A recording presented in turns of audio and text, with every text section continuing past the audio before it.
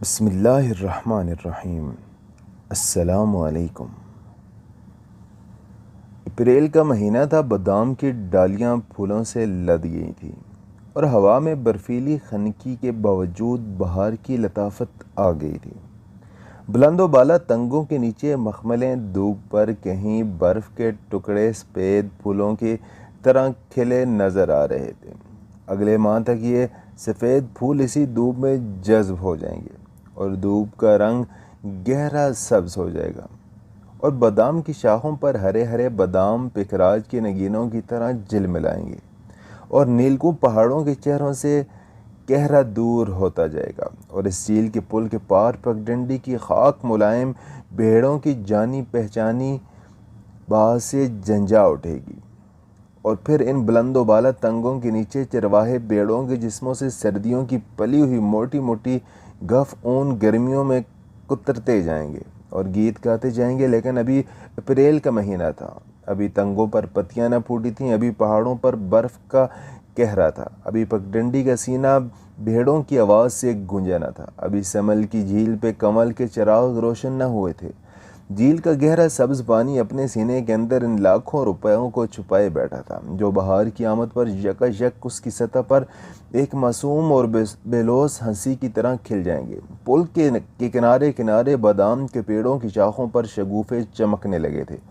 April میں زمستان کی آخری شب میں جب بادام کے پھول جاگتے ہیں اور بہار کے نقیب بن کر جھیل کے پانی میں اپنی کشتیاں تیراتے ہیں، پھولوں کے ننھے شکارے سطح آب پر رقص و لرزاں بہار کی آمد کے منتظر ہیں۔ پل کے جنگل کا سہارا لے کر میں ایک عرصہ سے اس کا انتظار کر رہا تھا۔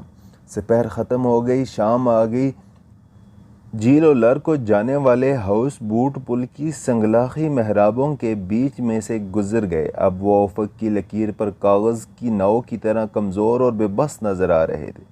شام کا کرمزی رنگ آسمان کے اس کنارے سے اس کنارے تک پھیلتا گیا اور کرمزی سے سرمئی اور سرمئی سے سیاہ ہوتا گیا، حتیٰ کہ بادام کے پیڑوں کی قطار کی اوٹ میں پگڈنڈی بھی سو گئی تھی اور پھر رات کے سناٹے میں پہلا تارا کسی مسافر کے گیت کی طرح چمک اٹھا۔ ہوا کی خنکی تیز تر ہوتی گئی اور نتھنے اس کی برفیلی لمس سے سن ہو گئے اور پھر چاند نکل آیا اور پھر وہ آ گئی، تیز تیز قدموں سے چلتی ہوئی، بلکہ پگڈنڈی کے ڈھلان پر دوڑتی ہوئی وہ بالکل میرے قریب آ کے رک گئی۔ اس نے آہستہ سے کہا، ہائے۔ اس کی سانس تیزی سے چل رہی تھی، پھر رک جاتی، پھر تیزی سے چلنے لگتی۔ اس نے میرے شانے کو اپنی انگلیوں سے چھوا اور پھر اپنا سر وہاں رکھ دیا اور اس کے گہرے سیاہ بالوں کا پریشان گھنا جنگل دور تک میری روح کے اندر پھیلتا چلا گیا اور میں نے اس سے کہا، سپہر سے تمہارا انتظار کر رہا ہوں۔ اس نے ہنس کر کہا، اب رات ہو گئی ہے، بڑی اچھی رات ہے۔ اس نے اپنا کمزور ننھا چھوٹا سا ہاتھ میرے دوسرے شانے پر رکھ دیا اور جیسے بادام کے پھولوں سے بھری شاخ جھک کر میرے کندھے پر سو گئی۔ دیر تک وہ خاموش رہی، دیر تک میں خاموش رہا، پھر وہ آپ ہنسی، بولی، ابا میری پگڈنڈی کے موڑ تک میرے ساتھ آئے تھے کیونکہ میں نے کہا مجھے ڈر لگتا ہے، آج مجھے اپنی سہیلی رجو کے گھر سونا ہے، سونا نہیں جاگنا ہے، کیونکہ بادام کے پہلے شگوفوں کی خوشی میں ہم سب سہیلیاں رات بھر جاگیں گی اور گیت گائیں گی۔ اور میں تو سپہر سے ہی تیاری کر رہی تھی ادھر آنے کی، لیکن دہان صاف کرنا تھا اور کپڑوں کا یہ جوڑا جو کل دھویا تھا آج سوکھا نہ تھا۔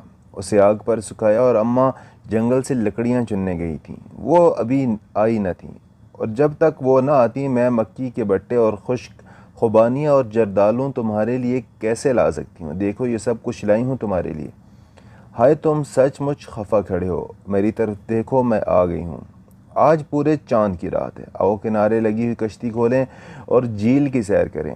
اس نے میری آنکھوں میں دیکھا اور میں نے اس کی محبت اور حیرت میں گم پتلیوں کو دیکھا جن میں اس وقت چاند چمک رہا تھا۔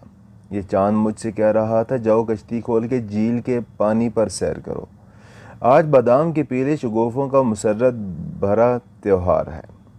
آج اس نے تمہارے لیے اپنی سہیلیوں، اپنے ابا، اپنی ننھی بہن اور اپنے بڑے بھائی سب کو فریب میں رکھا ہے، کیونکہ آج پورے چاند کی رات ہے اور بادام کے سفید خشک شگوفے برف کے گالوں کی طرح چاروں طرف پھیلے ہوئے ہیں اور کشمیر کے گیت اس کی چھاتیوں میں بچے کے دودھ کی طرح امڑ رہے ہیں۔ اس کی گردن میں تم نے موتیوں کی یہ ست لڑی دیکھی، یہ سرخ لڑی اس کے گلے میں ڈال دی اور اس سے کہا، تو آج رات بھر جائے گی، آج کشمیر کی بہار کی پہلی رات ہے، آج تیرے گلے میں کشمیر کے گیت یوں کھلیں گے جیسے چاندنی رات میں زعفران کے پھول کھلتے ہیں۔ یہ سرخ ست لڑی پہن لے۔ چاند نے یہ سب کچھ اس کی حیران پتلیوں سے جھانک کے دیکھا، پھر یکایک کہیں کسی پیڑ پر ایک بلبل نغمہ سرا ہو اٹھی اور کشتیوں میں چراغ جلملانے لگے اور تنگوں سے پرے بستی میں گیتوں کی مدھم صدا بلند ہوئی۔ گیت اور بچوں کے کہکہے اور مردوں کی بھاری آوازیں اور ننھے بچوں کے رونے کی میٹھی صدائیں اور چھتوں سے زندگی کا آہستہ آہستہ سلگتا ہوا دھواں اور شام کے کھانے کی مہک، مچھلی اور بھات اور کڑم کے ساگ کا نرم نمکین اور لطیف ذائقہ اور پورے چاند کی رات کا بہار آفرین جوبن۔ میرا غصہ دہل گیا۔ میں نے اس کا ہاتھ اپنے ہاتھ میں لیا اور اس سے کہا، آؤ چلیں جھیل پر۔ پل گزر گیا، پگڈنڈی گزر گئی، بادام کے درختوں کی قطار ختم ہوئی، تلہ گزر گیا۔ اب ہم جھیل کے کنارے کنارے چل رہے تھے۔ جھاڑیوں میں مینڈک بول رہے تھے، مینڈک اور جینگر اور بھینڈے، ان کی بے ہنگم صداؤں کا شور بھی ایک نغمہ بن گیا تھا، ایک خوابناک سمفنی۔ اور سوئی ہوئی جھیل کے بیچ میں چاند کی کشتی کھڑی تھی، ساکن چپ چاپ، محبت کے انتظار میں ہزاروں سال سے اسی طرح کھڑی تھی، میری اور اس کی محبت کے منتظر، تمہاری اور تمہارے محبوب کی مسکراہٹ کی منتظر، انسان کے انسان کو چاہنے کی آرزو کی منتظر۔ یہ پورے چاند کی حسین پکیزہ رات کسی کنوارے کے بے چھوئے جسم کی طرح محبت کے مقدس لمس کی منتظر ہے۔ کشتی خوبانی کے ایک پیڑ سے بندھی تھی جو بالکل جھیل کے کنارے اگا تھا، یہاں پر زمین بہت نرم تھی اور چاندنی پتوں کی اوٹ سے چھنتی ہوئی آ رہی تھی، اور مینڈک ہولے ہولے گا رہے تھے، اور جھیل کا پانی بار بار کنارے کو چومتا جاتا تھا اور اس کے چومنے کی صدا بار بار ہمارے کانوں میں آ رہی تھی۔ میں نے دونوں ہاتھ اس کی کمر میں ڈال دیے اور اسے زور سے اپنے سینے سے لگا لیا۔ جھیل کا پانی بار بار کنارے کو چوم رہا تھا۔ پہلے میں نے اس کی آنکھیں چومی اور جھیل کی سطح پر لاکھوں کنول کھل گئے۔ پھر میں نے اس کے رخسار چومے اور نرم ہواؤں کے لطیف جھونکے یکایک بلند ہو کے صدہا گیت گانے لگے۔ پھر میں نے اس کے ہونٹ چومے اور لاکھوں مندروں، مسجدوں اور کلیساؤں میں دعاؤں کا شور بلند ہوا، اور زمین کے پھول اور آسمان کے تارے اور ہواؤں میں اڑنے والے بادل سب مل کے ناچنے لگے۔ پھر میں نے اس کی تھوڑی کو چوما اور پھر اس کی گردن کے پیچھے خم کو، اور کنول کھلتے کھلتے سمٹتے گئے کلیوں کی طرح، اور گیت بلند ہو کے مدھم ہوتے گئے، اور ناچ دھیما پڑتا رک گیا۔ اب وہی مینڈک کی آواز تھی، وہی جھیل کے نرم نرم بوسے، کوئی چھاتی سے لگا سسکیاں لے رہا تھا۔ میں نے آہستہ سے کشتی کھولی، وہ کشتی میں بیٹھ گئی۔ میں نے چپو اپنے ہاتھ میں لیا اور کشتی کو کھے کر جھیل کے مرکز میں لے گیا، جہاں کشتی آپ ہی آپ کھڑی ہو گئی، نہ ادھر بہتی نہ ادھر۔ میں نے چپو اٹھا کر کشتی میں رکھ لیا۔ اس نے پوٹلی کھولی، اس میں جردالو نکال کر مجھے دیے، خود بھی کھانے لگی۔ جردالو خشک تھے اور کھٹے میٹھے۔ وہ بولی، یہ پچھلی بار کے ہیں۔ میں جردالو کھاتا رہا اور اس کی طرف دیکھتا رہا۔ وہ آہستہ سے بولی، پچھلی بہار میں تم نہ تھے، پچھلی بہار میں نہ تھا، اور جردالو کے پیڑ پھولوں سے بھر گئے تھے، اور ذرا سی شاخ ہلانے پر پھول ٹوٹ کر سطح زمین پر موتیوں کی طرف بکھر جاتے تھے۔ پچھلی بہار میں نہ تھا، اور جردالو کے پیڑ پھلوں سے لدے پھندے تھے، سبز جردالو، سخت کھٹے جردالو جو نمک مرچ لگا کے کھائے جاتے تھے، اور زبان سی سی کرتی تھی اور ناک بہنے لگتی تھی، پھر بھی کھٹے جردالو کھائے جاتے تھے۔ پچھلی بہار میں نہ تھا، اور یہ سرسبز جردالو پک کے پیلے اور سنہرے اور سرخ ہوتے گئے، اور ڈال ہی ڈال میں مسرت کے سرخ شگوفے جوم رہے تھے، اور مسرت بری آنکھیں، چمکتی ہوئی معصوم آنکھیں انہیں جومتا ہوا دیکھ کر رقص سا کرنے لگتیں۔ پچھلی بہار میں نہ تھا، اور سرخ جردالو خوبصورت ہاتھوں نے اکٹھے کر لیے، خوبصورت لبوں نے ان کا تازہ رس چوسا، اور انہیں اپنے گھر کی چھت پر لے جا کر سوکھنے کے لیے رکھ دیا۔ جب یہ جردالو سوکھ جائیں گے، جب ایک بہار گزر جائے گی اور دوسری بہار آنے کو ہوگی، تو میں آؤں گا اور ان کی لذت سے لطف اندوز ہو سکوں گا۔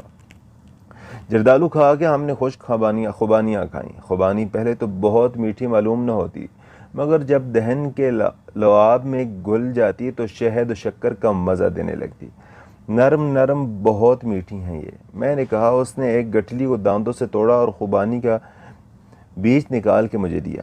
کھاؤ، بیج بادام کی طرح میٹھا تھا۔ ایسی خوبانیاں میں نے کبھی نہیں کھائیں۔ اس نے کہا یہ ہمارے آنگن کا پیڑ ہے، ہمارے ہاں خوبانی کا ایک ہی پیڑ ہے، مگر اتنی بڑی اور سرخ اور میٹھی خوبانیاں ہوتی ہیں کہ اس کی میں کیا کہوں۔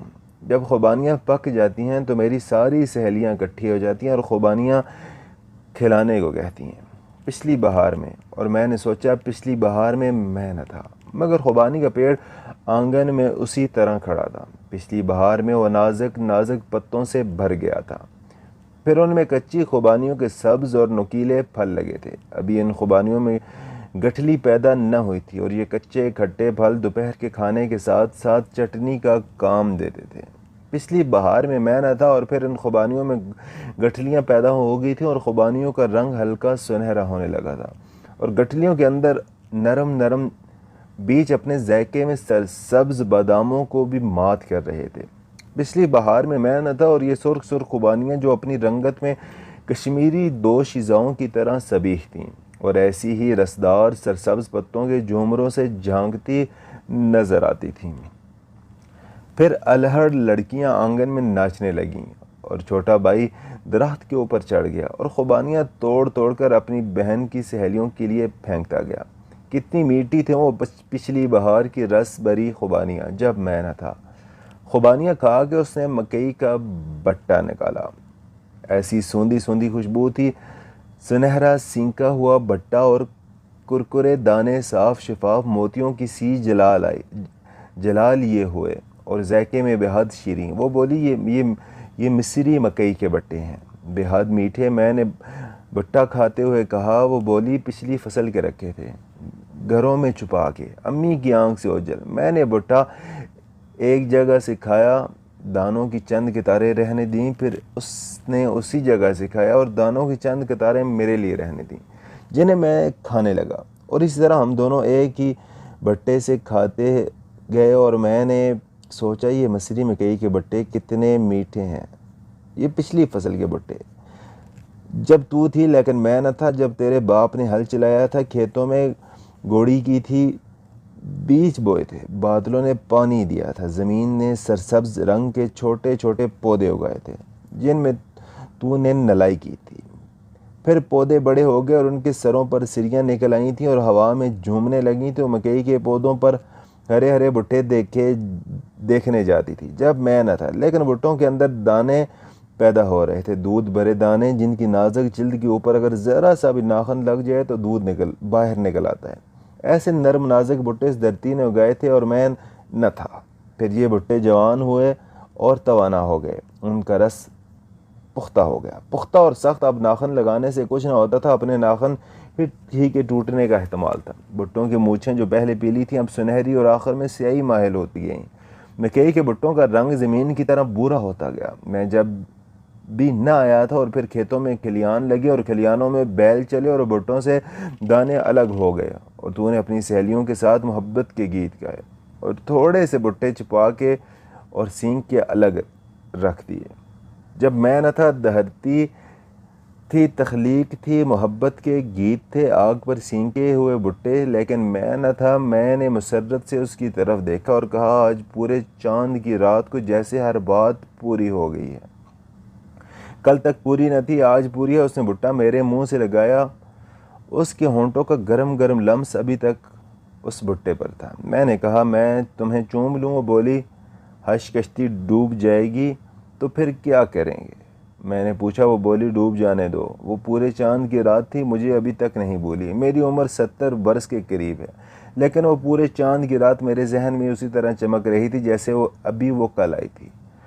ایسی پکیزہ محبت میں نے آج تک نہیں کی ہوگی، اس نے بھی نہیں کی ہوگی۔ وہ جادو ہی کچھ اور تھا جس نے پورے چاند کی رات کو ہم دونوں کو ایک دوسرے سے یوں ملا دیا کہ وہ پھر گھر نہیں گئی۔ اسی رات میرے ساتھ بھاگ گئی اور ہم 5-6 دن محبت میں کھوئے ہوئے بچوں کی طرح ادھر ادھر جنگلوں کے کنارے، ندی نالوں پر، اخروٹوں کے سائے تلے گھومتے رہے، دنیا و مافیا سے بے خبر۔ پھر میں نے اسی جھیل کے کنارے ایک چھوٹا سا گھر خرید لیا اور اس میں ہم دونوں رہنے لگے۔ کوئی 1 مہینے کے بعد میں سری نگر گیا اور اس سے یہ کہہ کے گیا کہ تیسرے دن ہی لوٹ آؤں گا۔ تیسرے دن میں لوٹ آیا تو کیا دیکھتا ہوں کہ وہ ایک نوجوان سے گل مل کے باتیں کر رہی ہے۔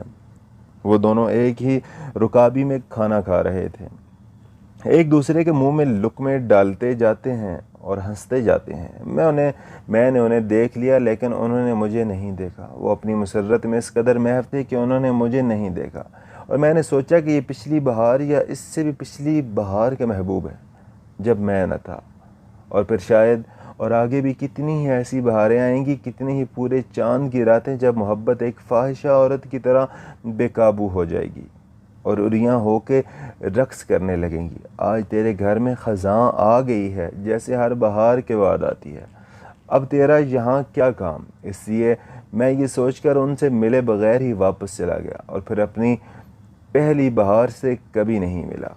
اور اب میں 48 برس کے بعد لوٹ کے آیا ہوں۔ میرے بیٹے میرے ساتھ ہیں، میری بیوی مر چکی ہے، لیکن میرے بیٹوں کی بیویاں اور ان کے بچے میرے ساتھ ہیں، اور ہم لوگ سیر کرتے کرتے سمل جھیل کے کنارے آنے کے لیے، اور اپریل کا مہینہ ہے اور دوپہر سے شام ہو گئی ہے، اور میں دیر تک پل کے کنارے کھڑا بادام کے پیڑوں کی قطاریں دیکھتا جاتا ہوں، اور خنک ہوا میں سفید شگوفوں کے گچھے لہراتے جاتے ہیں، اور پگڈنڈی کی خاک پر سے کسی کے جانے قدموں کی آواز سنائی نہیں دیتی۔ ایک حسین دوشیزہ لڑکی ہاتھوں میں ایک چھوٹی سی پوٹلی دبائے پل پر سے بھاگتی ہوئی گزر جاتی ہے، اور میرا دل دھک سے رہ جاتا ہے۔ دو پار تنگوں سے پرے بستی میں کوئی بیوی اپنے خامند کو آواز دے رہی ہے، وہ اسے کھانے پر بلا رہی ہے۔ کہیں سے ایک دروازہ بند ہونے کی صدا آتی ہے، اور ایک بچہ روتا ہوا یکایک چپ ہو جاتا ہے۔ چھتوں سے دھواں نکل رہا ہے، اور پرندے شور مچاتے ہوئے ایک دم درختوں کی گھنی شاخوں میں اپنے پر پھڑپھڑاتے ہیں، اور پھر ایک دم چپ ہو جاتے ہیں۔ ضرور کوئی ہانجی گا رہا ہے، اور اس کی آواز گونجتی گونجتی افق کے اس پار گم ہوتی جا رہی ہے۔ میں پل کو پار کر کے آگے بڑھتا ہوں، میرے بیٹے اور ان کی بیویاں اور بچے میرے پیچھے آ رہے ہیں۔ وہ الگ الگ ٹولیوں میں بٹے ہوئے ہیں۔ یہاں پر بادام کے پیڑوں کی قطار ختم ہو گئی، تلہ بھی ختم ہو گیا، جھیل کا کنارہ ہے۔ یہ خوبانی کا درخت ہے، لیکن کتنا بڑا ہو گیا ہے۔ مگر کشتی یہ کشتی ہے، مگر کیا یہ وہی کشتی ہے؟ سامنے وہ گھر ہے، میری پہلی بہار کا گھر ہے، میرے پورے چاند کی رات کی محبت۔ گھر میں روشنی ہے، بچوں کی صدائیں ہیں، کوئی بھاری آواز میں گانے لگتا ہے، کوئی بڑھیا اسے چیخ کر چپ کرا دیتی ہے۔ میں سوچتا ہوں آدھی صدی ہو گئی ہے، میں نے اس گھر کو نہیں دیکھا، دیکھ لینے میں کیا حرج ہے؟ آخر میں نے اسے خریدا تھا، دیکھا جائے تو میں ابھی تک اس کا مالک ہوں، دیکھ لینے میں حرج ہی کیا ہے؟ میں گھر کے اندر چلا جاتا ہوں، بڑے اچھے پیارے بچے ہیں۔ ایک جوان عورت اپنے خاوند کے لیے رکابی میں کھانا رکھ رہی ہے، مجھے دیکھ کر ٹھٹک جاتی ہے۔ دو بچے لڑ رہے تھے، مجھے دیکھ کر حیرت سے چپ ہو جاتے ہیں۔ بڑھیا جو ابھی غصہ میں ڈانٹ رہی تھی، تھم کے پاس آ کے کھڑی ہو جاتی ہے، کہتی ہے کون ہو تم؟ میں نے کہا یہ گھر میرا ہے۔ وہ بولی تمہارے باپ کا ہے۔ میں نے کہا میرے باپ کا نہیں، میرا ہے، 48 سال ہوئے میں نے اسے خریدا تھا، بس اس وقت تو یوں ہی میں اسے دیکھنے کے لیے چلا آیا، آپ لوگوں کو نکالنے کے لیے نہیں آیا ہوں۔ یہ گھر تو بس سمجھیے اب آپ ہی کا ہے، میں تو یوں ہی۔ میں یہ کہہ کر لوٹنے لگا، بڑھیا کی انگلیاں سختی سے تھم پر جم گئیں۔ اس نے سانس زور سے اندر کو کھینچی، تو تم ہو؟ اب اتنے برس کے بعد کوئی کیسے پہچانے؟ وہ تھم سے لگی دیر تک خاموش کھڑی رہی۔ میں نیچے آنگن میں چپ چاپ کھڑا اس کی طرف دیکھتا رہا، پھر وہ آپ ہی آپ ہنس دی، بولی آؤ میں تمہیں اپنے گھر کے لوگوں سے ملاؤں۔ یہ دیکھو، یہ میرا بڑا بیٹا ہے، یہ اس سے چھوٹا، یہ بڑے بیٹے کی بیوی ہے، یہ میرا بڑا پوتا ہے۔ سلام کرو بیٹا، یہ پوتی، یہ میرا خاوند ہے۔ شش، اسے جگانا نہیں، پرسوں سے اسے بخار آ رہا ہے، سونے دو اسے۔ وہ بولی تمہاری خاطر کیا کروں؟ میں نے دیوار پر کھونٹی سے ٹنگے ہوئے مکئی کے بٹوں کو دیکھا، سنکے ہوئے بٹے، سنہرے موتیوں کے سے شفاف دانے۔ ہم دونوں مسکرا دیے۔ وہ بولی میرے تو بہت سے دانت جڑ چکے ہیں، جو ہیں وہ بھی کام نہیں کرتے۔ میں نے کہا یہی حال میرا بھی ہے، بھٹا نہ کھا سکوں گا۔ مجھے گھر کے اندر گھستے دیکھ کر میرے گھر کے افراد بھی اندر چلے آئے تھے۔ اب خوب گہما گہمی تھی، بچے ایک دوسرے سے بہت جلد مل جل گئے۔ ہم دونوں آہستہ آہستہ باہر چلے آئے، آہستہ آہستہ جھیل کے کنارے چلتے گئے۔ وہ بولی میں نے 6 برس تمہارا انتظار کیا، تم اس روز کیوں نہیں آئے؟ میں نے کہا میں آیا تھا، مگر تمہیں کسی دوسرے نوجوان کے ساتھ دیکھ کر واپس چلا گیا۔ کیا کہتے ہو؟ وہ بولی ہاں، تم اس کے ساتھ کھانا کھا رہی تھی، ایک ہی رکابی میں اور تمہارے منہ میں، اور تم اس کے منہ میں لقمے ڈال رہی تھی۔ وہ ایک دم چپ ہو گئی، پھر زور سے ہنسنے لگی۔ کیا ہوا؟ میں نے حیران ہو کر پوچھا۔ وہ بولی ارے وہ تو میرا سگا بھائی تھا۔ پھر وہ زور سے ہنسنے لگی۔ وہ مجھ سے ملنے کے لیے آیا تھا، اسی روز تم بھی آنے والے تھے۔ وہ واپس جا رہا تھا، میں نے اسے روک لیا کہ تم سے مل کے جائے، تم پھر آئے ہی نہیں۔ وہ ایک دم سنجیدہ ہو گئی۔ 6 برس میں نے تمہارا انتظار کیا، تمہارے جانے کے بعد مجھے خدا نے ایک بیٹا دیا، تمہارا بیٹا، مگر 1 سال بعد وہ بھی مر گیا۔ 4 سال اور میں نے تمہاری راہ دیکھی، مگر تم نہیں آئے۔ پھر میں نے شادی کر لی، 2 بچے باہر نکل آئے۔ کھیلتے کھیلتے ایک بچہ دوسری بچی کو مکئی کا بٹا کھلا رہا تھا۔ اس نے کہا وہ میرا پوتا ہے، میں نے کہا وہ میری پوتی ہے۔ وہ دونوں بھاگتے بھاگتے جھیل کے کنارے دور تک چلے گئے، زندگی کے 2 خوبصورت مرکے۔ ہم دیر تک انہیں دیکھتے رہے۔ وہ میرے قریب آ گئی، بولی آج تم آئے ہو تو مجھے اچھا لگ رہا ہے۔ میں نے اب اپنی زندگی بنا لی ہے، اس کی ساری خوشیاں اور غم دیکھے ہیں۔